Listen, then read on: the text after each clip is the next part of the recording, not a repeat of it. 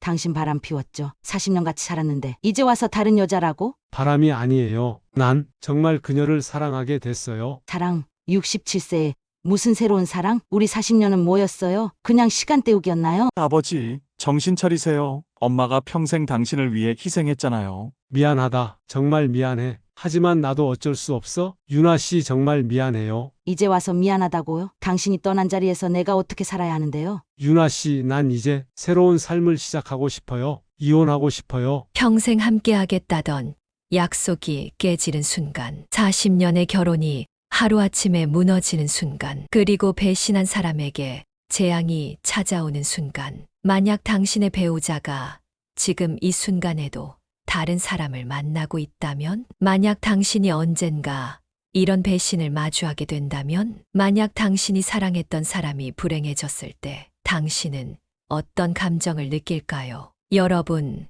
오늘 들려드릴 이야기는 평생을 바쳐 가정을 지켜온 한 할머니의 충격적인 사연입니다. 그리고 이 이야기 뒤에 숨겨진 놀라운 진실. 지금 이 영상을 끝까지 시청하고 혹시 모를 당신의 미래를 준비하세요. 구독과 좋아요는 당신의 현명한 선택의 시작입니다. 제 이름은 이유나입니다. 올해 67세가 되었습니다. 40년 전 27 꽃다운 나이에 김태호라는 사람을 만나 결혼했죠. 그리고 정말 행복했습니다. 아이들도 낳고 기르면서 함께 웃고 울었던 시간들. 그 긴 세월이 꿈처럼 흘러갔네요. 저희는 서울 강남구의 아파트에서 평화로운 노후를 보내고 있었어요. 아침이면 함께 근처 공원을 산책하고, 주말이면 손주들이 놀러 오고, 저녁에는 동네 노인정에서 친구들과 이야기를 나누며 하루하루를 보냈죠. 태호 씨는 은퇴 후에도 활기차게 지냈어요. 골프도 치러 가고 친구들과 만남도 자주 가졌죠. 저는 그런 태호 씨가 자랑스러웠습니다. 다른 할아버지들처럼 무기력하게 늙어가지 않고 여전히 열정적으로 살아가는 모습이 좋았거든요. 오늘은 무슨 반찬 해줄까요? 아침마다 저는 태호 씨에게 물었습니다. 유나 씨가 해주는 건 다 맛있으니 아무거나 좋아요. 항상 이렇게 대답하곤 했죠. 작은 대화지만 이런 일상이 저에겐 소중했습니다. 40년 동안 한 사람과 살다 보면 말하지 않아도 통하는 것들이 많아져요. 그저 눈빛만 봐도 서로의 마음을 읽을 수 있었죠. 하지만 얼마 전부터 태호 씨가 조금 달라졌어요. 처음에는 별것 아닌 것 같았어요. 외출이 조금 더 잦아졌고 휴대폰을 더 자주 확인하더군요. 저는 나이가 들면서 친구들과 더 자주 만나고 싶은 마음이 드는 거라고 생각했습니다. 저도 그랬으니까요. 오늘은 어디 가세요? 제가 물으면 태호 씨는 항상 같은 대답을 했습니다. 친구들 만나러요. 저녁 먹기 전에 들어올게요.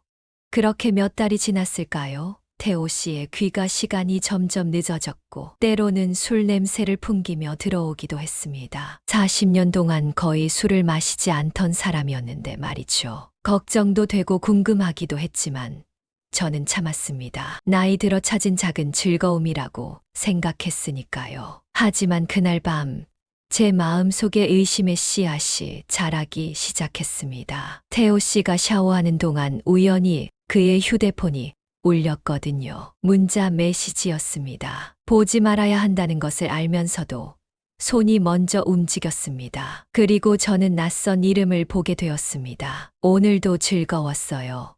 내일 또 만나요. 순간 심장이 멎는 것 같았습니다. 40년 동안 단 한 번도 의심해 본 적 없던 남편에게서 이런 메시지를 발견하다니. 그때는 몰랐습니다. 이것이 우리의 평화로운 일상이 무너지기 시작하는 순간이라는 것을. 그날 밤 저는 잠을 이루지 못했습니다. 태호 씨의 숨소리를 들으며 지난 40년을 되돌아보았죠. 우리가 처음 만났던 날, 결혼식 날, 아이들이 태어났을 때 그 모든 순간들이 제 머릿속을 스쳐 지나갔습니다. 우리는 정말 행복했습니다. 적어도 저는 그렇게 생각했습니다. 다음 날 아침, 평소와 같이 아침 식사를 준비했습니다. 하지만 마음은 이미 무거웠죠.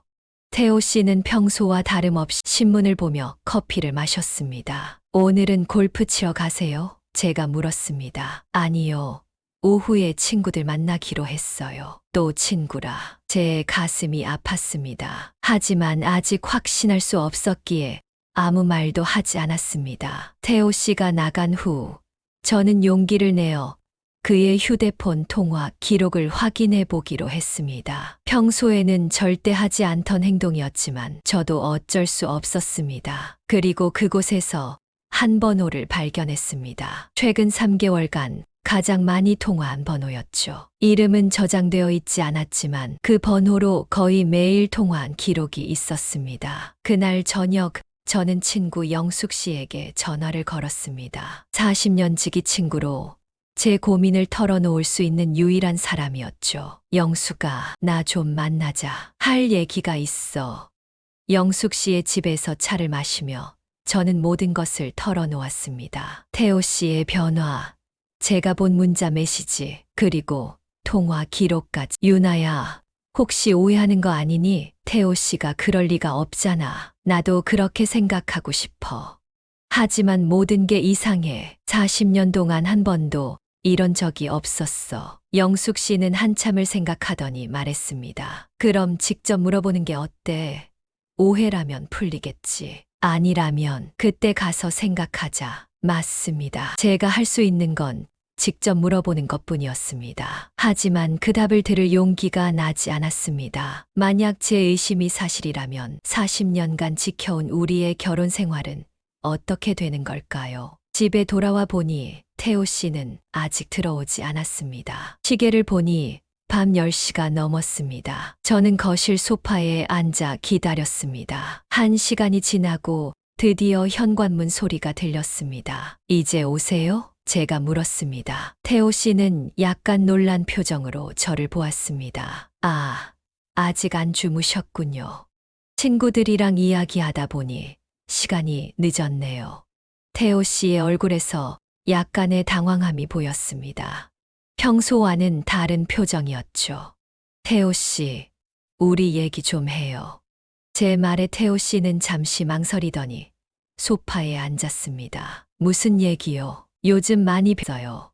외출도 잦아지고 늦게 들어오시고 무슨 일 있으신가요? 태호 씨는 한참을 말없이 저를 바라보았습니다.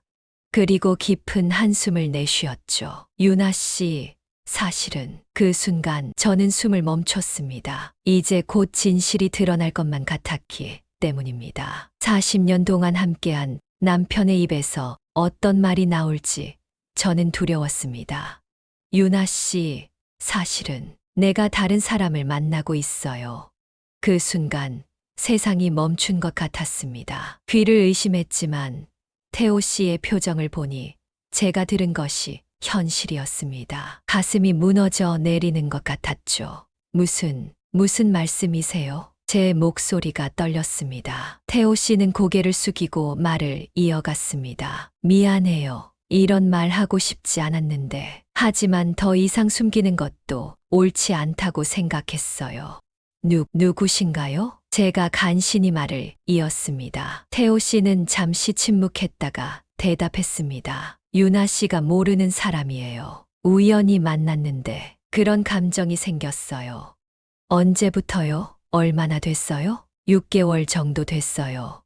6개월. 그동안 저는 아무것도 모르고 평화롭게 살았다고 생각했는데 태호 씨의 마음은 이미 다른 곳에 있었던 거였습니다. 눈물이 눈가에 맺혔지만 저는 꾹 참았습니다. 이제 어떻게 하실 거예요? 제 질문에 태호 씨는 고개를 들어 저를 바라보았습니다. 유나 씨, 내가 이혼하고 싶어요. 그 단어가 제 귀에 울렸습니다. 40년 동안 한 번도 생각해 본 적 없는 단어였습니다. 우리는 늘 영원히 함께라고 생각했는데 이제 와서 이런 말을 듣다니 농담하시는 거죠? 40년을. 우리가 40년을 함께했는데 이제 와서 이혼이라고요? 미안해요. 정말 미안해요. 하지만 난 이제 새로운 삶을 시작하고 싶어요. 새로운 삶. 67세의 새로운 삶이라니. 그동안 우리가 함께 쌓아온 모든 것들은 무엇이었을까요? 우리의 추억, 우리의 아이들, 우리의 손주들. 그 모든 것이 한순간에 무너져 내리는 것 같았습니다. 아이들은요, 민수와 하윤이는 어떻게 할 거예요? 그 아이들에게 어떻게 설명할 건데요? 아이들에게는 내가 설명할게요. 물론 이해하지 못할 수도 있겠지만 이해할 수 없죠. 누가 이해할 수 있겠어요? 저도 이해할 수 없는데 저도 모르게 목소리가 높아졌습니다. 태호 씨는 한숨을 내쉬며 말했습니다. 유나 씨, 나도 이런 상황이 되고 싶지 않았어요. 하지만 어쩔 수 없어요. 내 마음이 변했어요.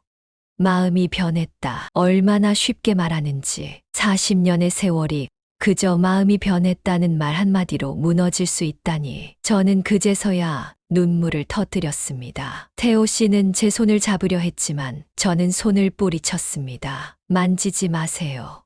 더 이상은 못 참겠어요. 저는 침실로 들어가 문을 닫았습니다. 그날 밤 저는 밤새 울었습니다. 꿈인지 현실인지 구분할 수 없었습니다. 저와 함께 늙어갈 거라고 생각했던 사람이 이제는 다른 사람과 새로운 삶을 시작하겠다고 합니다. 이것이 제 인생의 현실이 되어버렸습니다. 아침이 되자 저는 결심했습니다. 아이들에게 직접 이 사실을 알려야겠다고요. 태호 씨가 어떻게 설명할지 모르지만 저 역시 제 입장에서 설명할 필요가 있었습니다. 그래서 저는 아이들에게 전화를 걸었습니다.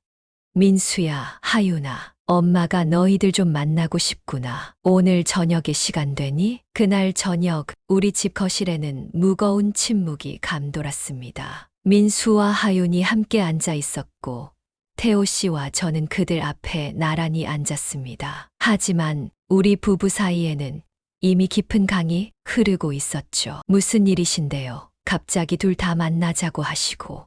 민수가 물었습니다. 저는 태호 씨를 힐끗 바라보았습니다. 태호 씨는 한숨을 내쉬더니 입을 열었습니다. 민수야, 하윤아, 아버지가 너희 어머니와 이혼하려고 해. 순간 거실에 정적이 흘렀습니다. 아이들의 얼굴에서 혈색이 빠져나가는 것이 보였습니다. 뭐라고요? 농담이죠. 하윤이가 믿을 수 없다는 표정으로 물었습니다. 농담이 아니야. 아버지가 다른 사람을 만나고 있어. 태호 씨의 목소리가 떨렸습니다. 이게 무슨 말도 안 되는 소리예요? 결혼 40주년을 지난 부부가 갑자기 이혼이라니요. 민수가 화를 내며 일어섰습니다. 저는 가만히 앉아 아이들의 반응을 지켜보았습니다. 민수는 항상 이성적이고 침착한 아이였는데 지금은 얼굴이 불그락푸르락 변하고 있었습니다. 하윤이는 눈물을 글썽이며 저를 바라보았죠. 엄마, 이게 정말이에요. 저는 천천히 고개를 끄덕였습니다. 더 이상 숨길 필요가 없었으니까요. 내 아버지가 다른 사람을 만나고 계셔. 그래서 이혼하기로 했어. 결정된 거예요. 그냥 그렇게 끝나는 거예요? 40년이 그냥. 하윤이의 목소리가 떨렸습니다. 아버지, 어떻게 이럴 수 있어요? 엄마한테 이럴 수가 있어요. 민수가 태호 씨에게 소리쳤습니다. 태호 씨는 고개를 숙인 채 대답했습니다. 미안하다. 정말 미안해. 하지만 나도 어쩔 수 없어. 내 마음이 변했어. 마음이 변했다고요? 그게 다예요? 40년 세월이 그렇게 가볍습니까? 민수의 목소리가 더욱 높아졌습니다. 민수야, 진정해. 제가 민수의 팔을 잡았습니다. 내 아버지의 결정이야. 우리가 바꿀 수 없는 거야. 엄마, 어떻게 그렇게 차분할 수 있어요? 아버지가 이러는데 이미 이틀 밤을 울었단다. 더 이상 눈물이 나오지 않는구나. 하윤이가 제 곁으로 와서 저를 안았습니다. 따뜻한 딸의 품에 안겨 저는 또다시 눈물이 나려는 것을 참았습니다. 그 여자는 누구예요? 하윤이가 태호 씨에게 물었습니다. 태호 씨는 잠시 망설이더니 대답했습니다. 너희들이 알 필요는 없을 것 같구나. 중요한 건 중요하죠. 우리 가족을 망가뜨린 사람이 누군지 알아야죠. 민수가 다시 소리쳤습니다. 태호 씨는 한숨을 내쉬었습니다. 그녀는 내가 우연히 만난 사람이야. 더 이상은 말하고 싶지 않구나. 아버지, 정말 실망이에요. 하윤이가 작은 목소리로 말했습니다. 민수는 자리에서 벌떡 일어났습니다. 저는 더 이상 들을 필요 없을 것 같습니다. 아버지의 이기적인 결정이 우리 가족을 어떻게 망가뜨릴지 생각해 보셨나요? 손주들은요? 그 아이들에게 어떻게 설명할 건데요? 태호 씨는 아무 말도 하지 못했습니다. 저는 민수의 손을 잡았습니다. 민수야, 화내지 마. 이건 내 아버지와 내 문제야. 우리가 해결할게. 엄마, 어떻게 이렇게 참을 수 있어요? 살다 보면 받아들여야 할 것들이 있단다. 하윤이가 제 눈물을 닦아 주었습니다. 그제서야 제가 울고 있다는 것을 알았습니다. 참으려 했지만 아이들 앞에서 무너지고 말았네요. 엄마, 우리가 있잖아요. 우리가 엄마 곁에 있을게요. 하윤이가 말했습니다. 고마워, 우리 딸. 그날 이후로 우리 집은 얼어붙은 것 같았습니다. 태호 씨는 손님 방으로 옮겨 지냈고 저는 혼자 침실에서 밤을 보냈습니다. 아침 식사도 함께 하지 않았고 대화도 거의 없었습니다. 마치 40년 동안 함께 살았던 사람이 아니라 같은 공간을 쓰는 타인이 된 것 같았습니다. 일주일 정도가 지났을까요? 영숙 씨에게서 전화가 왔습니다. 유나야, 괜찮니? 소식 들었어. 그래. 민수가 얘기했구나. 정말 충격이야. 믿을 수가 없어. 태호 씨가 그럴 줄이야. 나도 믿기지 않아. 하지만 이게 현실이야. 혹시 그 여자가 누군지 알았어? 아니, 태호 씨가 말해주지 않았어. 알 필요도 없다고 생각해. 영숙 씨가 잠시 침묵했습니다. 뭔가 말하고 싶은 것 같았지만 망설이는 것이 느껴졌습니다. 영숙아, 무슨 말 하고 싶은 거 있니? 유나야, 사실은 내가 그 여자가 누군지 알아. 순간 가슴이 철렁 내려앉았습니다. 영숙 씨가 어떻게 그 여자를 알 수 있지? 온갖 생각이 머릿속을 스쳐 지나갔습니다. 누군데? 정말 말해줘도 될지 모르겠어. 하지만 내가 알아야 한다고 생각해. 영숙아, 제발 말해줘. 내가 알아야 할 것 같아. 영숙 씨는 깊은 한숨을 내쉬었습니다. 그 여자, 우리 고향 후배야. 강미라. 그 이름이 머릿속에 맴돌았습니다. 강미라. 우리 고향 국민학교 2학년 후배였던 그 아이. 저보다 5살 어린 여자아이였죠. 저와 영숙 씨가 서울로 올라올 때 같이 왔던 아이였습니다. 강미라라고? 그 미라, 어떻게 그런 일이? 미라가 몇 년 전에 남편이랑 이혼했대. 그리고 우연히 태호 씨를 만났다고 하더라. 우연히? 어디서? 골프장에서.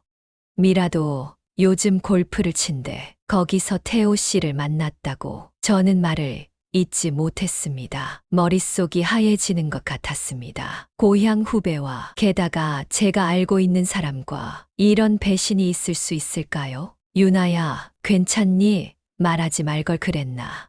아니, 알려줘서 고마워. 알아야 했어. 전화를 끊고 저는 한참을 멍하니 앉아 있었습니다. 눈물도 나오지 않았습니다. 그저 공허함만이 가득했죠. 강미라. 까맣게 잊고 있던 이름이었습니다. 한때는 제가 챙겨주던 후배였는데 이제는 제 남편을 빼앗아간 여자가 되었네요. 그날 저녁 태호 씨가 들어왔을 때 저는 거실에 앉아 있었습니다. 태호 씨는 저를 보고 약간 놀란 듯 했습니다. 강미라죠? 제가 물었습니다. 태호 씨의 얼굴이 굳었습니다. 무슨, 당신이 만나는 여자요. 강미라 맞죠? 태호 씨는 한참을 침묵하더니 고개를 끄덕였습니다. 어떻게 알았어요? 중요하지 않아요. 그녀가 누군지 알게 됐어요. 우리 고향 후배, 국민학교 때 제가 챙겨주던 그 아이. 어쩌다 이렇게 된 거예요. 태호 씨는 소파에 앉았습니다. 저와 거리를 두고 우연히 만났어요. 골프장에서. 그녀도 나를 알아봤고 이야기를 나누다 보니 그래서 고향 후배와 바람을 피운 거예요. 40년 세월을 그렇게 버리는 거예요. 바람을 핀 게 아니에요. 나 정말 그녀를 사랑하게 됐어요. 사랑. 그 단어가 제 가슴을 찔렀습니다. 태호 씨의 입에서 다른 여자를 향한 사랑이라는 말을 듣다니 저는 웃음을 터뜨렸습니다. 제 웃음소리가 거실에 메아리 쳤습니다. 사랑이요. 67세의 새로운 사랑이라 정말 우스워요. 그래서 우리 40년은 뭐였나요? 사랑이 아니었나요? 태호 씨는 제 질문에 바로 대답하지 못했습니다. 그저 바닥만 바라보고 있었죠.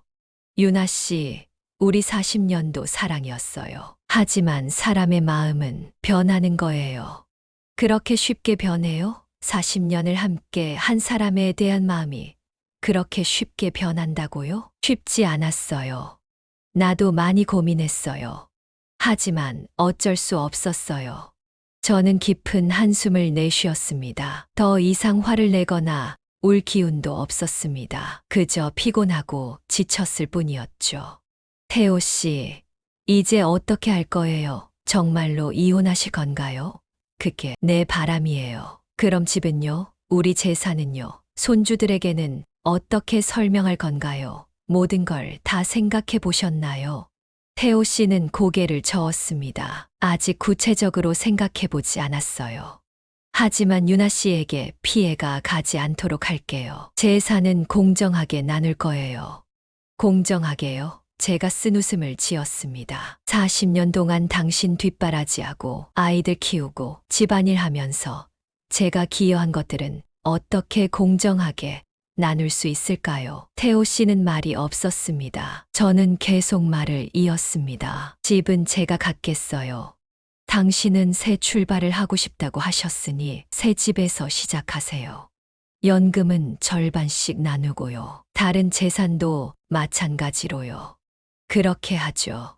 태호 씨의 쉬운 수락에 저는 오히려 더 화가 났습니다. 이렇게 쉽게 우리의 40년을 정리할 수 있다니. 하지만 더 이상 감정을 표현하고 싶지 않았습니다. 언제 떠나실 건가요? 짐을 좀 정리하고 일주일 정도면 될 것 같아요.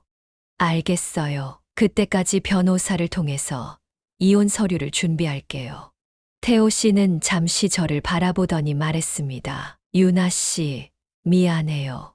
정말 미안해요. 당신에게 상처 주고 싶지 않았는데 이제 와서 그런 말이 무슨 소용이 있겠어요? 가세요. 피곤해요. 태호 씨는 한숨을 내쉬며 방으로 돌아갔습니다. 저는 그대로 거실에 앉아 창밖을 바라보았습니다. 밤하늘에 별이 보였습니다. 예전에는 태호 씨와 함께 별을 보며 이런저런 이야기를 나누곤 했는데 이제 그런 시간은 다시 오지 않겠지요. 그렇게 일주일이 지났습니다. 태호 씨는 짐을 모두 꾸려 새 아파트로 떠났습니다. 떠나는 날 저는 집에 있지 않았습니다. 일부러 외출을 했죠. 그의 모습을 보고 싶지 않았으니까요. 돌아와 보니 거실 탁자 위에 편지 한 장이 놓여 있었습니다. 유나 씨에게 40년 동안 함께 해주어서 고마웠습니다. 당신은 훌륭한 아내였고 좋은 어머니였습니다. 내가 이런 선택을 한 것은 당신의 잘못이 아닙니다. 모두 내 책임입니다. 부디 행복하게 지내길 바랍니다. 미안합니다. 태호. 편지를 읽고 저는 웃음을 터뜨렸습니다. 이런 편지가 무슨 의미가 있을까요? 40년을 함께한 사람에게 이렇게 짧은 편지 한 장으로 마무리한다는 것이 너무 허무했습니다. 다음 날 변호사를 만나 이혼 절차를 밟기 시작했습니다. 재산 분할, 연금 분할, 모든 것을 정리하는 과정이 시작된 거죠. 민수와 하윤이 많이 도와주었습니다. 특히 민수는 아버지에게 여전히 화가 나 있었지만 저를 위해 법적인 문제들을 꼼꼼히 챙겨주었습니다. 엄마, 아버지가 이렇게 할 줄 몰랐어. 정말 실망이에요. 민수야, 내 아버지를 너무 미워하지는 마. 사람의 마음이란 그런 거야. 아니에요. 엄마, 어떻게 40년을 함께한 사람을 그렇게 버릴 수 있어요? 이해할 수 없어요. 엄마도 이해하지 못해. 하지만 이제는 받아들여야 할 것 같구나. 이혼 서류에 서명하는 날, 저는 이상하게도 평온했습니다. 더 이상 눈물도 나오지 않았고 분노도 느껴지지 않았습니다. 그저 한 챕터가 끝나고 새로운 챕터가 시작된다는 생각이 들었을 뿐이었죠. 태호 씨와 마주했을 때 그는 여전히 미안하다는 표정을 짓고 있었습니다. 하지만 저는 이미 그를 용서했습니다. 아니, 정확히 말하면 그에 대한 감정이 이미 무뎌진 것인지도 모르겠습니다. 이혼이 확정된 후 저는 새로운 삶을 시작하게 되었습니다. 40년 동안 김태호의 아내로 살아왔지만 이제는 그냥 이윤아로 살아가야 했습니다. 처음에는 낯설고 두려웠습니다. 혼자 밥을 먹고 혼자 TV 보고 혼자 잠을 자는 것이 익숙하지 않았거든요. 하지만 시간이 지나면서 저는 조금씩 변화하기 시작했습니다. 아침에 일어나 제가 좋아하는 음악을 크게 틀어놓고 요가를 하기 시작했습니다. 태호 씨가 있을 때는 할 수 없었던 일이었죠.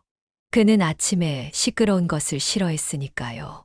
그리고 평소에 배우고 싶었던 수채화 교실에도 등록했습니다. 매주 화요일과 목요일 동네 문화센터에서 열리는 수업이었는데 처음에는 서툴렀지만 점점 실력이 늘어갔습니다. 어머, 유나 씨 정말 소질 있으시네요. 강사 선생님이 제 그림을 보고 칭찬해 주셨습니다. 그 말을 들었을 때 가슴 속에서 작은 기쁨이 피어올랐습니다. 오랜만에 느끼는 성취감이었습니다. 민수와 하윤이도 자주 찾아왔습니다. 특히 하윤이는 거의 매주 주말마다 아이들을 데리고 제 집에 왔습니다. 손주들과 함께 지내는 시간은 제게 큰 위로가 되었습니다. 할머니, 이거 봐요. 제가 그린 그림이에요. 손녀 수아가 자랑스럽게 그림을 보여주었습니다. 우와, 정말 예쁘구나. 할머니한테 줄래? 네. 할머니 방에 걸어두세요. 이런 작은 행복들이 쌓여가면서 저는 태호 씨 없이도 살아갈 수 있다는 것을 깨닫게 되었습니다. 아니, 어쩌면 더 자유롭고 행복하게 살 수도 있겠다는 생각이 들었습니다. 영숙 씨는 제가 혼자 있을까봐 거의 매일 전화를 했습니다. 가끔은 함께 여행을 가기도 했죠. 제주도에 다녀오기도 하고 통영에도 다녀왔습니다. 혼자였다면 엄두도 내지 못했을 여행이었습니다. 유나야, 너 요즘 표정이 밝아졌다. 영숙 씨가 말했습니다. 그래? 나도 모르게 그렇게 됐나 보네. 그 나이에 새 출발한다고 화낸 사람이 오히려 너무 늙어 보이던데. 영숙 씨는 태호 씨를 본 이야기를 했습니다. 저는 별로 듣고 싶지 않았지만 영숙 씨는 이야기를 계속했습니다. 미라랑 같이 마트에서 봤어. 태호 씨가 장바구니를 들고 따라다니더라. 전에 너한테는 그런 적 없었잖아. 그랬구나. 저는 무덤덤하게 대답했습니다. 이상하게도 태호 씨의 이야기를 들어도 더 이상 가슴이 아프지 않았습니다. 그저 한때 제 삶에 있었던 사람의 이야기처럼 느껴졌을 뿐이었죠. 어느 날 저는 오랫동안 써오던 일기장에 이런 글을 적었습니다. 오늘로 이혼한 지 6개월이 되었다. 처음에는 세상이 무너진 것 같았는데 이제는 그 무너진 자리에 새로운 집을 짓고 있는 것 같다. 태호 씨 없는 삶이 이렇게 평온할 줄은 몰랐다. 어쩌면 이것이 진정한 나를 찾아가는 과정인지도 모르겠다. 40년 동안 아내로 어머니로 살았지만 이제는 그냥 나로 살아간다. 이 나이에 새로운 시작이라니 두렵기도 하지만 설레기도 한다. 그렇게 6개월이 지났을 무렵 영숙 씨에게서 전화가 왔습니다. 영숙 씨의 목소리가 평소와 달리 긴박했습니다. 유나야, 태호 씨 소식 들었니? 아니, 무슨 일이라도 있었어. 태호 씨가 교통사고를 당했대. 꽤 심각하다고. 순간 가슴이 철렁 내려앉았습니다. 비록 헤어졌지만 40년을 함께한 사람인데 많이 다쳤대. 허리를 크게 다쳐서 지금은 휠체어를 타고 있다고 하더라. 앞으로도 계속 휠체어를 타야 할지도 모른대. 저는 한동안 말을 잊지 못했습니다. 영숙 씨가 말을 이었습니다. 강미라랑 재혼한 지 6개월 만이래. 그 여자가 간병하고 있다고 하던데 태호 씨가 미라와 재혼했다는 소식은 들었습니다. 민수가 알려주었죠. 그때는 가슴이 아팠지만 지금은 복잡한 감정이 밀려왔습니다. 그래, 미라가 잘 간병해 주겠지. 전화를 끊고 한참을 생각에 잠겼습니다. 태호 씨가 휠체어를 타게 되었다니, 건강했던 그가 갑자기 몸이 불편해졌다는 사실이 믿기지 않았습니다. 며칠 후 저는 병원으로 향했습니다. 태호 씨를 만나러 가는 것은 아니었습니다. 그저 멀리서 그의 안부만 확인하고 싶었을 뿐이었죠. 병원 로비에서 우연히 미라를 보았습니다. 학창 시절 제가 알던 그 아이는 이제 중년 여성이 되어 있었죠. 그녀의 얼굴에는 피로와 걱정이 가득했습니다. 저는 그대로 발걸음을 돌렸습니다. 태호 씨를 보지 않고 그냥 돌아왔습니다. 그를 보면 어떤 말을 해야 할지, 어떤 표정을 지어야 할지 모르겠다는 생각이 들었으니까요. 그날 밤, 저는 일기를 썼습니다. 오늘 태호 씨가 있는 병원에 다녀왔다. 그를 보지는 않았지만 마음이 복잡하다. 한때는 그를 미워했고 원망했다. 하지만 지금은 그저 그가 잘 회복되기를 바랄 뿐이다. 미라가 잘 돌봐주겠지. 내가 할 수 있는 일은 없다. 이제 우리는 각자의 삶을 살아가는 사람들이니까. 시간이 흐르면서 저는 제 삶에 더 충실해졌습니다. 수채화 수업에서 만난 친구들과 여행도 다니고 자원봉사 활동도 시작했습니다. 아이들에게 미술을 가르쳐 주는 일이었죠. 그 아이들의 맑은 웃음소리를 들으며 저도 함께 웃을 수 있었습니다. 1년이 지났을 무렵 태호 씨에 대한 소식이 들려왔습니다. 재활치료를 열심히 받아 이제는 짧은 거리는 지팡이를 짚고 걸을 수 있게 되었다고 합니다. 그 소식을 들었을 때 저는 진심으로 다행이라고 생각했습니다. 그에 대한 미움은 이미 사라진 지 오래였으니까요. 저는 이제 알게 되었습니다. 사랑이 끝난다고 해서 인생이 끝나는 것은 아니라는 것을요. 오히려 새로운 시작이 될 수도 있다는 것을요. 67세, 어쩌면 너무 늦은 나이처럼 보일 수도 있습니다. 하지만 저에게는 아직 많은 시간이 남아있고 그 시간을 어떻게 보낼지는 온전히 제 선택입니다. 태호 씨는 자신의 선택을 했고 저 역시 제 선택을 했습니다. 인생이란 때로는 예상치 못한 방향으로 흘러가기도 하지만 그 속에서도 우리는 각자의 행복을 찾아가는 것 같습니다. 이야기는 여기까지입니다. 여러분은 어떻게 생각하시나요? 사랑이 떠난 자리에서 새로운 행복을 찾을 수 있을까요? 또 우리가 원망했던 사람에게 불행이 닥쳤을 때 어떤 마음이 드시나요? 여러분의 소중한 이야기를 댓글로 남겨주세요. 구독과 좋아요, 알림 설정은 무료입니다. 다음 주에도 여러분의 마음을 따뜻하게 해줄 사연으로 찾아뵙겠습니다. 감사합니다.